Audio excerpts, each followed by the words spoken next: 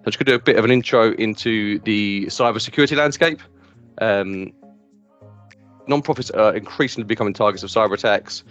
Obviously, you guys have got sensitive data, very GDPR protected data, highly sensitive, limited resources. Everyone knows there's difficulties with funding in the sector. It's a never-ending job achieving funding, and the reliance on technology is huge. All of you need to be doing reports for your funders, so you're keeping all of this data in the cloud, online, and again, people know that they can extort money and things like that out of non-profits. It's just a fact of life. A recent study from earlier this year found that 1 in 8 charities had experienced a cyber attack in the last 12 months. I mean, that's huge. I mean, that's a terrifying stat, and it's only getting worse. Over the last 3 years, we've seen a massive increase in phishing attacks.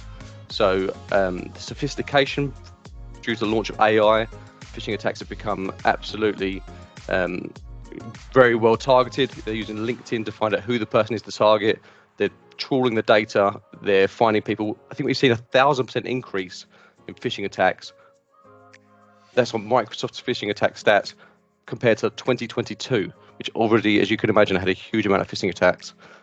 Ransomware attacks have become more prevalent, so you see in the news constantly people having to pay huge ransoms no matter how secure that is. And you think it's only big businesses, but there's a lot of organizations and non-profits also being affected.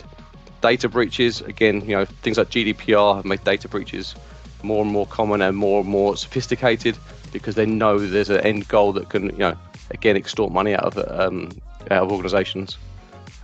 Supply chain attacks and things like that. So, looking at how you're being supplied services and attacking you through those methods to make sure that, if your people are asking you for money, looking at how they're asking you for money, always checking with your bank, always checking with the person who sent you the invoice that is their bank details.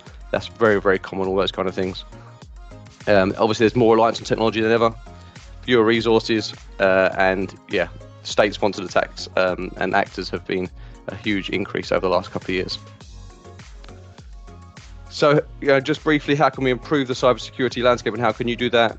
And there's several things that you can do to do that for little to no cost. And I'll go into these in a bit more detail, but the key is implementing a multi-layered security approach. So really looking at not just one solution. There isn't a one-size-fits-all. It needs to be different, multi-layers, looking at devices, users, infrastructure, everything you can. Education is absolutely key to educating your employees and your team and people that you work with around cybersecurity. Multi-factor authentication, if you're not using it, you should be using it for every single system that you have, especially anything that has any sensitive data, email, etc. Updates, obviously everyone's used to dread the updates, things go wrong, that kind of stuff. Updates are well tested nowadays. Do keep your software up to date, do keep your phones up to date, your operating systems up to date. It's really, really important. And obviously backing up your data. Even if your data's in the cloud is not a backup in itself. You need to be looking at backing up your cloud. So whether that's Google, Microsoft, Dropbox, Apple, you need to back up your cloud. The cloud is not a backup, and that's really important to sort of state that. And just investing some time in understanding the risks, you can improve your posture. Speaking to people like us, we give free advice on this all day long. As I say, you can book a session in one-to-one where I'll get a bit of information about how your system is, and we can look at what you can do, as I say, for little to no cost, just to protect yourselves and improve your cybersecurity. So I'm just going to go on to the questions now that we've been sent in. And as I say, if you want to raise your hand to get any more information during these, then please do so, and we'll unmute you and we can have you talk or put some questions in the Q&A as well. So we're sent in, do you believe any system can stop all cyber attacks? No, not one system can stop all cyber attacks. It needs to be a multi-layered approach, which goes all the way from hardware and software solutions to end-user training, guidance, organizational policy, your policies and procedures, and how you're telling your staff they should be working. But there's no one-stop shop. No, there's not. Install this software, have this solution. That doesn't exist. As I say, it's got to be a multi-layered approach.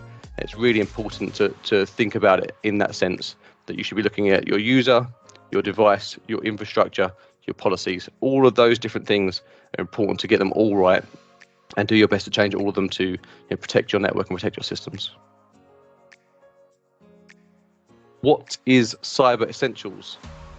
So Cyber Essentials was launched in about 2018, around about the same time as the GDPR came into force.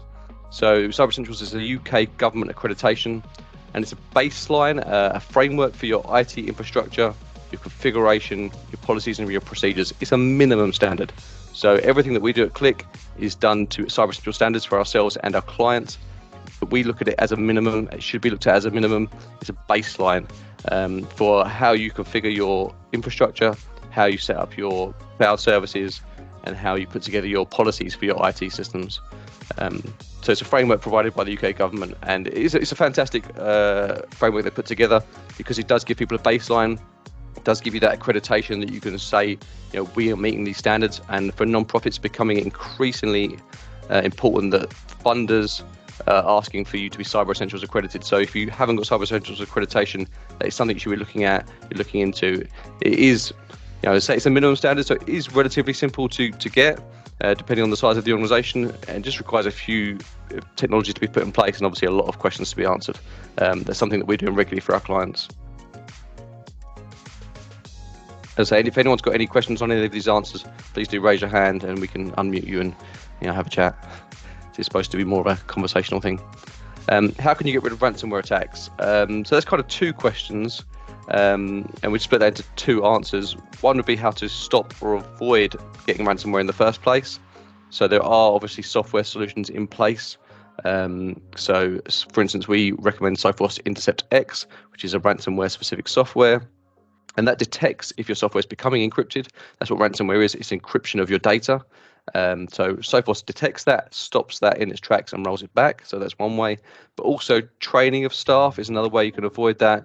So again, people know already, not opening attachments, not clicking links, not downloading software that you haven't verified, you don't know who the owner is.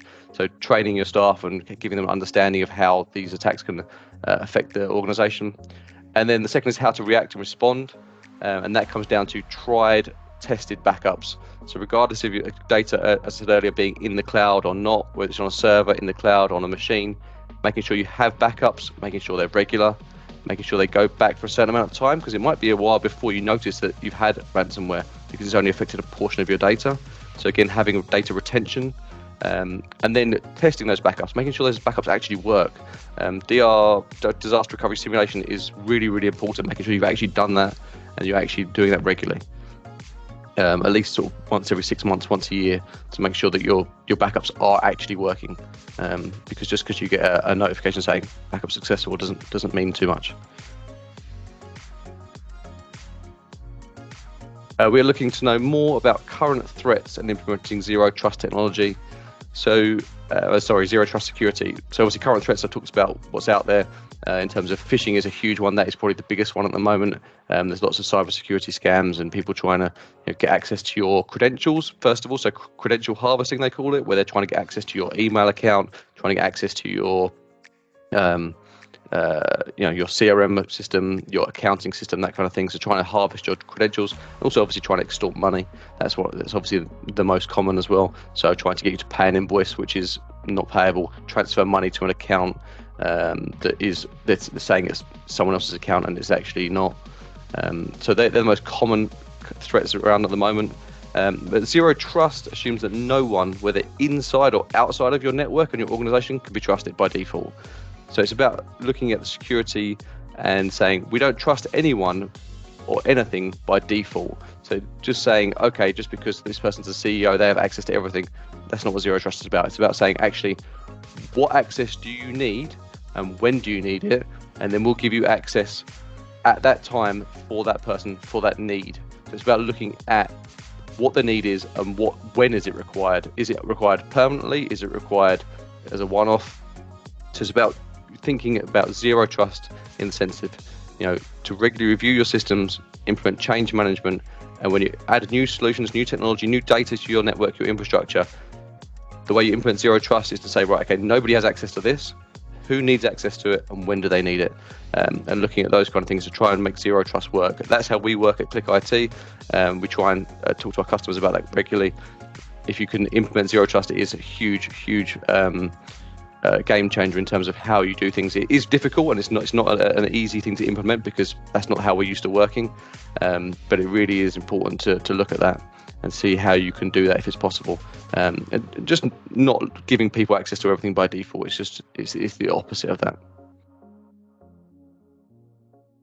There are lots of cybersecurity offerings from Microsoft, insurance companies, managed service providers, antivirus suppliers. Where do we start? Personally, I would start by speaking to your IT partner, your MSP, if you have one. If you don't have one, then maybe looking at CITA, which is Charity IT Help. That's a volunteer organisation that offers information and advice for free. Again, we offer free consultations and free advice. So again, you can book in a free one-to-one session where we'll speak to you about what you have at the moment, and then we'll give you some recommendations based on that. And looking at the highest risks downwards and the kind of the little to no cost things that you can implement from the beginning. So yeah, speaking to your current partner, your current supplier. CITA, a good IT governance, actually offer a lot of information and advice. NCSC as well, and that's the National Cyber Security Centre. They offer a self diagnosis and some self-help as well, a lot on their websites. That's something you can look at as well. And as I say, obviously ourselves, we offer free consultations and free advice. Where should we start when it comes to drafting a cybersecurity policy and strategy for a small charity? So actually we have a lot of policies that we can share if you're interested. So we have templates that we have provided to our clients and we can provide to you. So if you're interested in that, you can email after today and ask for some details on some policies. But we have around 25-30 policies that we can share, which can be tailored to your needs. We also offer all new clients a best practice analysis, which provides a full strategy review when we onboard them and gives them all of that information and advice in a handy document. And that can be done by a free consultation as well. So we can give you that detail, well, a portion of that detail after a consultation. Obviously, we won't have access to your systems to provide full detailed information, but we can provide a report following a free consultation that will give you some information on what policies and what strategies you should be using. And as I said before, IT governance have some great resources. Obviously, Google and some stuff like ChatGPT, AI has some, again, really easy to find templated policies that you can tailor to your organization. If you search Google for BYOD policies, BYOD templates, you ask ChatGPT to write you a BYOD policy, it will come up with something pretty good which you can tailor to your organization. How does cybersecurity impact the charity sector? So I've kind of answered this one already at the start, but in short, it's huge. The sector is one of the biggest targets alongside the government and financial services due to the limited resources, sensitive data, and the fact that the budgets are constrained.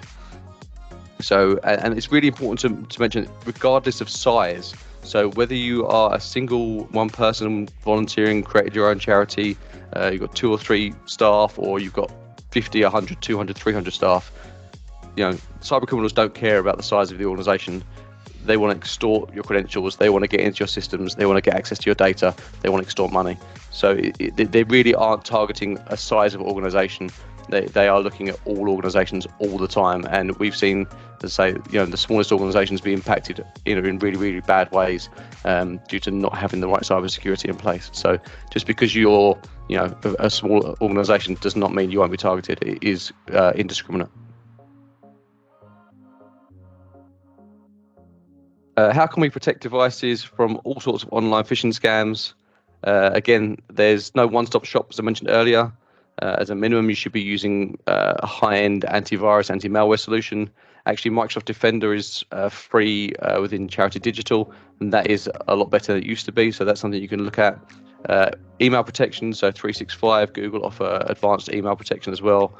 Complex passwords, multi-factor authentication, all those kind of things that the standard solutions you can do.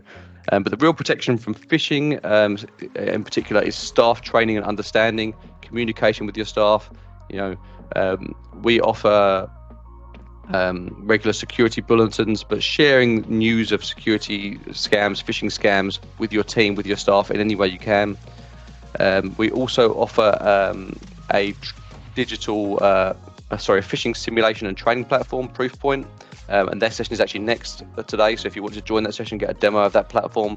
They've got a session about phishing simulation, phishing training for staff, which is fantastic. And we also have a session with DNS filter later today, which again, that is about blocking websites where there might be scams involved. So that might be worth joining. Again, let's say if anyone's got any questions about my answers, wants to raise their hand, wants to, more information, please do that, or wants to book in a one-to-one, no problem at all. What is the best way to inform colleagues about cybersecurity? So, as mentioned before, sort of communication is key. We regularly share information about the latest threats and phishing scams, both internally with our team and via our monthly security bulletin with clients on our social pages. Training user education is vital. So, as I say, joining those webinars that we've got later today from Proofpoint and DNS Filter.